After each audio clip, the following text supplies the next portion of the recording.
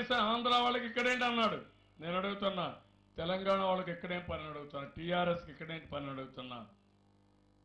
ఈ జగన్మోహన్ రెడ్డి సరెండర్ అయిపోతే ఈరోజు అతను వేసింది పోలవరం పైన ఒక కేసు వేస్తారు సుప్రీంకోర్టులో. ఫిబ్రవరి 23, 2019లో నేను అడుగుతున్నా, ఇది కేసు. ఈ కేసుని జగన్మోహన్ రెడ్డి సమాధానం చెప్పు. పోలవరం వద్దని చాలా స్పష్టంగా ఈ యొక్క కేసీఆర్ చెప్పాడు. గవర్నమెంట్ తరపున రిట్ వేశాడు. ఈ యొక్క రిట్ వేసింది ఎందుకు వేశాడు, ఎందుకు మా మీద పడుతున్నాడు, ఎందుకు ఆయనకి సంబంధం ఏంటి? అలాంటి పార్టీతో ఫెడరల్ ఫ్రంట్ అని నీ డబ్బుల కోసం రాష్ట్రాన్ని అమ్మతావా, మన హక్కులు అమ్మతావా?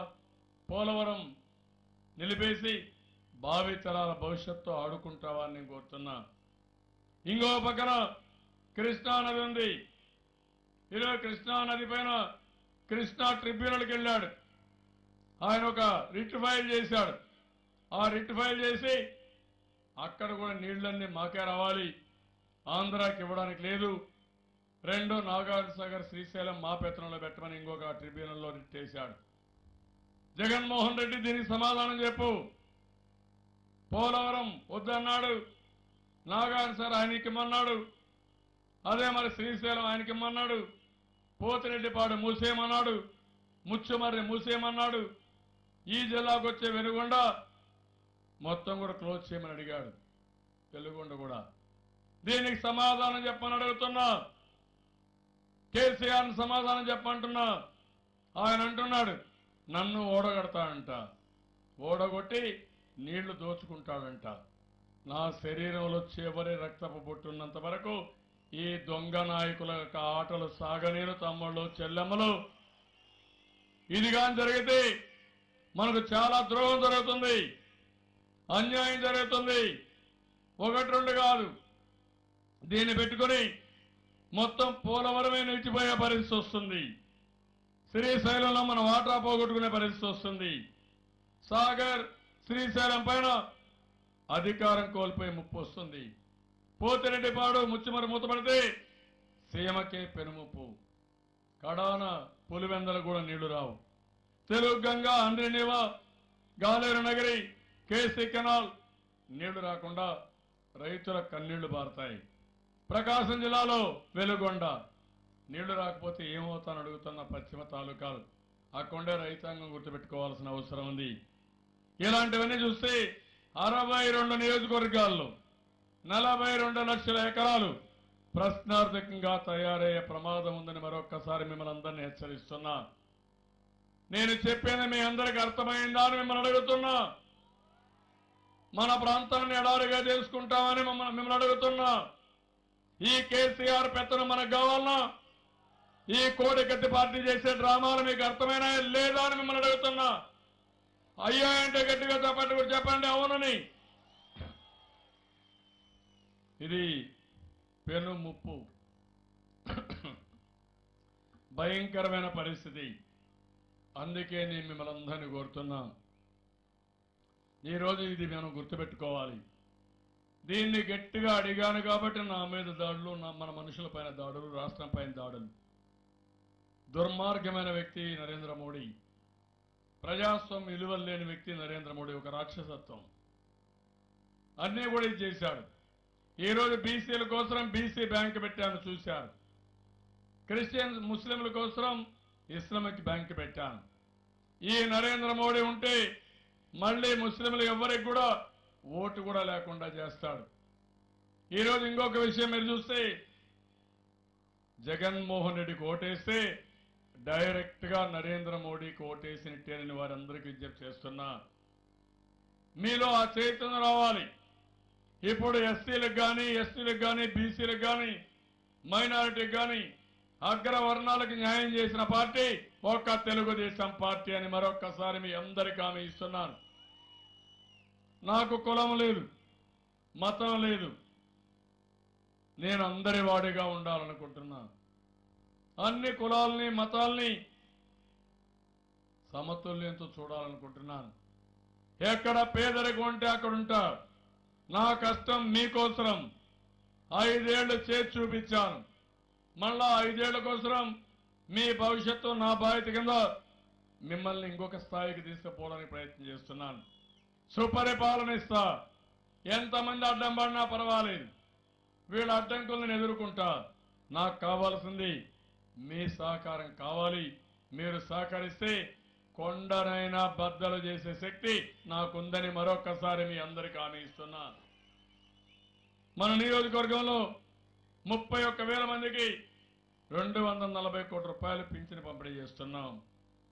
4,500 మంది పేదలకి 150 పక్కా ఇళ్లు G+3 నిర్మించాం.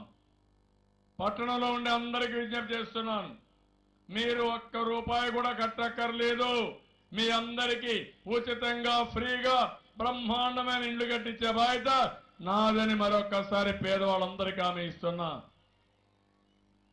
ఇంకో పక్క ముఖ్యమంత్రి సహాయ నిధి కింద 1050 మందికి 10 కోట్ల రూపాయల డబ్బులు ఇచ్చాం. 170 కిలోమీటర్ సీసీ రోడ్డు కానీ లింక్ రోడ్డు కానీ 170 కోట్ల రూపాయలు ఖర్చు పెట్టాం. రైతులకు రుణమాఫీ చేశాం. 220 KVA సబ్స్టేషన్, 33 KVA సబ్స్టేషన్ ఏర్పాటు చేశాం. ఒక్క పసుపు కుంకుమ కింద ఈ నియోజకవర్గం 45 కోట్లు ఇచ్చాం. నరేగా పనులు 194 కోట్లు ఖర్చు పెట్టాం.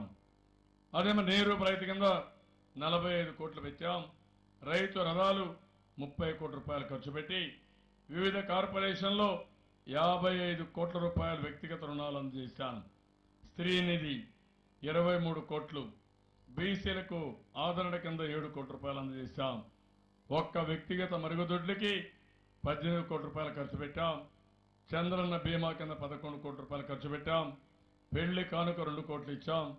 పేద పిల్లలకి స్కాలర్షిప్ల కింద 9 కోట్లు ఇచ్చి లింగ సముద్రం చిన్నపాపాని గ్రామంలో హార్టికల్చర్ కాలేజ్, వెటనరీ కాలేజ్ 2 కూడా ఏర్పాటు చేశారు. 2 కాలేజీలు ఒకేసారి ఈ నియోజకవర్గంలో ఏర్పాటు చేసిన ఘనత తెలుగుదేశం పార్టీదని చెప్పి కూడా నేను మీకు తెలియజేస్తున్నాను.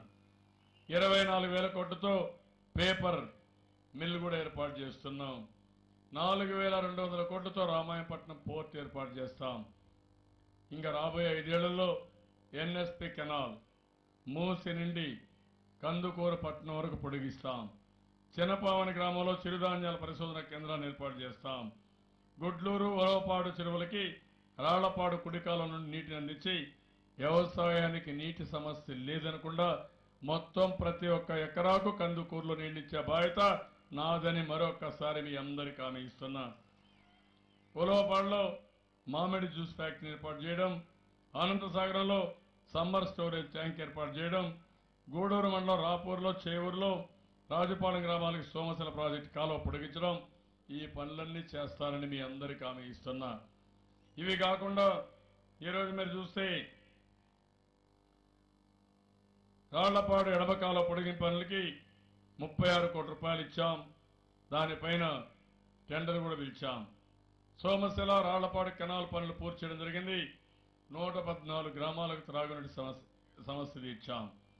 VR కోట మోపాడు ఛానల్ పనులకు 18 కోట్ల రూపాయలు డబ్బులు కూడా పిలిచాం. టెండర్లు కూడా పిలిచాం. గోదావరి పెన్నా నేను చెప్పాను, ఇది వస్తే ఇక్కడ ఈ సమస్య ఉండదు. చెన్లాట్రపి గ్రామంలో ఉద్యానవన కాలేజ్ ఇచ్చాం. అక్కడిని పశు వైద్య కళాశాల ఇచ్చాం. ఇప్పుడే అవన్నీ చెప్పాను. పోర్ట్ ఇచ్చాం, పేపర్ మిల్ ఇచ్చాం. రూరల్ మండలం రామతీర్థం నుండి తాగునీరు అందించే పథకానికి 70 కోట్ల రూపాయలతో DPR తయారు చేశాం. ఈ విధంగా మీరు చూస్తే అన్నీ కూడా పూర్తి చేశాం. ఇప్పుడు జగన్మోహన్ రెడ్డి చెప్తున్నాడు ఒక మాట, ఊరిలో 10 మందితో గ్రామ సచివాలయం వేస్తాడంట. దేనికోసం నాకు అర్థం కాల. అంటే VO ఉంది చేస్తావా, VRO ఉంది చేస్తావా, MP ఉంది చేస్తావా, ఆశా వర్కర్ది చేస్తావా? గ్రామంలో అందరూ ఉన్నారు. నేను ఇప్పుడు ఏమన్నానంటే తొందరలోనే మా ఆడబిడ్డలకు ఒక స్మార్ట్ ఫోన్ ఇస్తానన్నా. 1 కోటి మందికి ఇస్తా. తమ్ముళ్ళు మీ దగ్గర ఫోన్లు ఉన్నాయి, అవసరమైతే మీకు కూడా ఇస్తా. తర్వాత ఈ ఫోన్ ఇచ్చి మీరు ఒక యాప్ కొడితే అన్ని పనులు అయిపోతాయి. ఒకవేళ ఏదైనా కాకపోతే నాకు నేరుగా చంద్రన్న ఈ పని ఉందంటే ఓకే చెల్లమ్మ, ఓకే తమ్ముడు, నేను చేసి మళ్ళా మీకు చెప్తానని చేసి మళ్ళీ మీకు ఇన్ఫార్మ్ చేస్తాను తమ్ముళ్ళు. అది నా ప్రయత్నం. జగన్మోహన్ రెడ్డి 10 మందిని పెట్టి దోపిడీ చేస్తాడంట. మీరెవడి మీ అంతా మీ ఊర్లో భూములు ఉంటాయి చూసుకొని ఒక రాత్రి మీ భూమి అంతా వాళ్ళు పట్టా చేసేసుకుంటారు. మొన్న చేశారు ఓట్ల దొంగలు, ఫామ్ 7 వేసి మన ఓట్లు తీసేశారు. నేను ఎన్నికల కమిషన్ ఫిర్యాదు చేశాను, సిట్ వేశాను. కడాన ఐపీ అడ్రస్ ఉంటుంది, అంటే ఏ కంప్యూటర్ నుంచి ఈ ఫామ్ 7 వచ్చిందో ఉంటే అది ఇస్తే వాళ్ళందరినీ బొక్కలో పెట్టాలంటే ఈ ఎలక్షన్ కమిషన్ ఇవ్వకపోయినా పర్వాలేదు, వదిలిపెట్టను. ఈ దొంగలందరినీ ఇన్వెస్టిగేషన్ చేసి జైలుకు పంపించే వరకు వదిలిపెట్టనని మరొకసారి ఈ కందుకూరు సభలో తెలియజేస్తున్నా. ఇప్పుడు ఇలాంటి మంది 10 మందిని పెట్టి మీ మీద దోల్తాడంట, మీ భూములు కబ్జా చేయడానికి, మీ ఆస్తులు కొట్టేయడానికి, మీకు ఇచ్చే పెన్షన్లు తినేయడానికి. నేను ఆటలు సాగనేను. మీరు ఎవ్వరి దయాదర్శనాలు అవసరంలా నేరుగా మీ ఇంటికే పంపిస్తున్నా, నేరుగా మీ వేలుముద్ర తీసుకుంటున్నా. దానికంటే మళ్ళా ఒక ఫోన్ చేస్తున్నా. ఇన్ని నేను చేసినప్పుడు ఈయన కావాలని చేయడం తప్ప ఇంకోటి కాదు. ఇంకొక విషయం మీ అందరికీ హామీ ఇస్తున్నా, రాబోయే